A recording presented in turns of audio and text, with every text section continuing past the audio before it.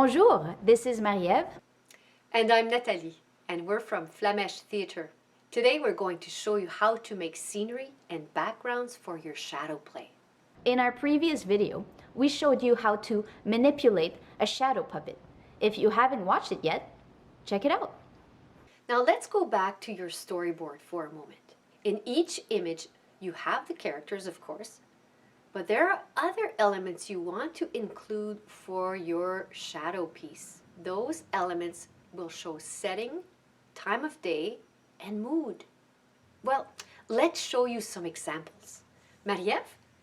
Let's check out this scene where Little Red Riding Hood leaves the village with her basket to get to the forest. Okay, aside from the characters, what do you see? Well, I see the village, I see the path, and I see a few trees. Are these elements essential to the story? Well, it's important to show that Little Red Riding Hood is on the path and that she's headed to the forest. So the trees are pretty essential, I would say. Then you will build these elements. Let's do it.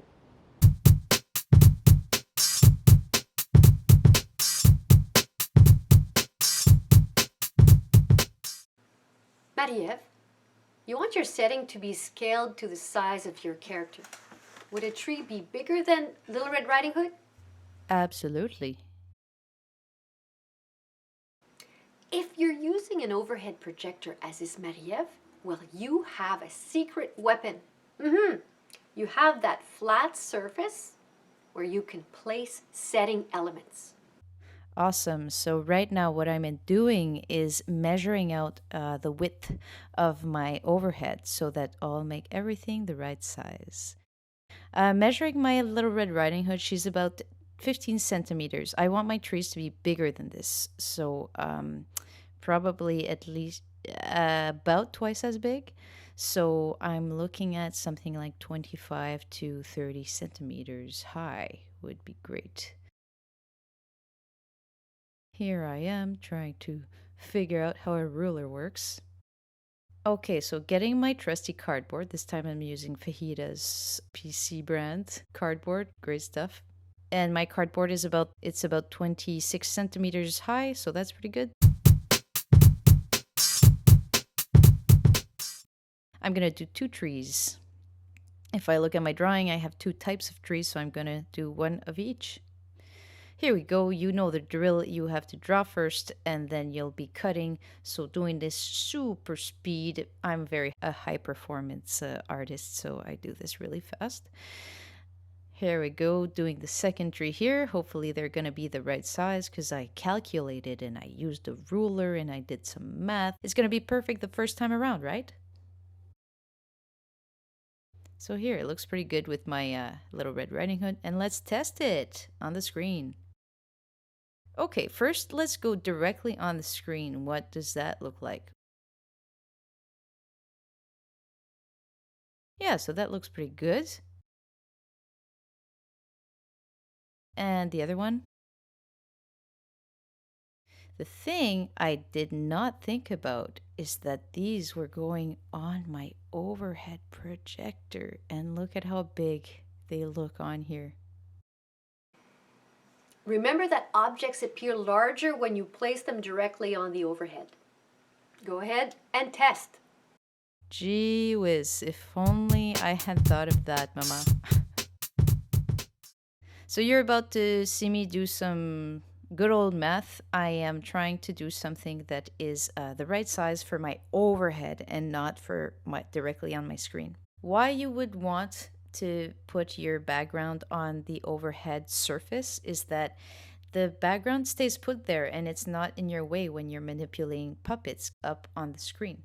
So that's why at this moment I'm measuring out my cardboard to fit on my overhead perfectly, or so I thought, as you'll see in a few moments. Oh, nice transition there, iMovie. Thank you so much. You know what to do. You have to test. And here we are. That's what it looks like directly on the screen, but we're going for the overhead. So let's see if it's the right size. Let's see.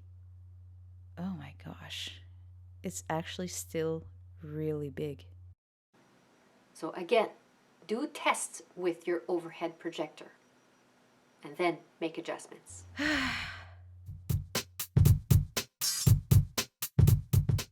Okay, take 3. This should be the one, right? The magic rule of 3. So this one was too big for my overhead. So I'm gonna make another one, much smaller.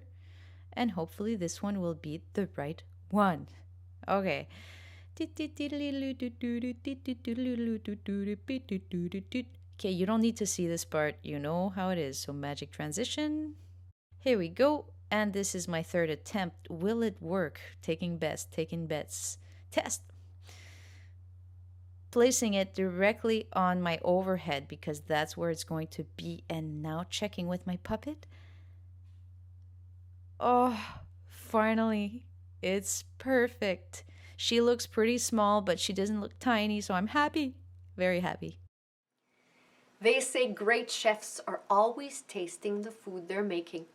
Well, in Shadow, you'll always be testing everything you make. Trial and error is the best teacher. No, Mama. You are the best teacher. Ah, hey, you know what to do now. Get cooking.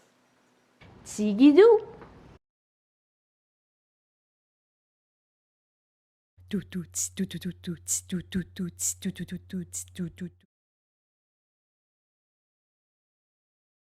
Hey, hey. Ooh, who's gonna walk through the forest today?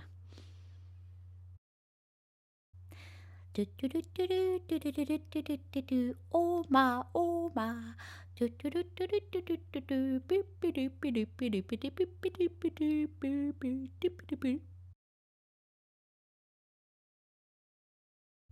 Ah, yeah. That looks like a good meal to me. Ha ha ha ha ha. Oh, yeah.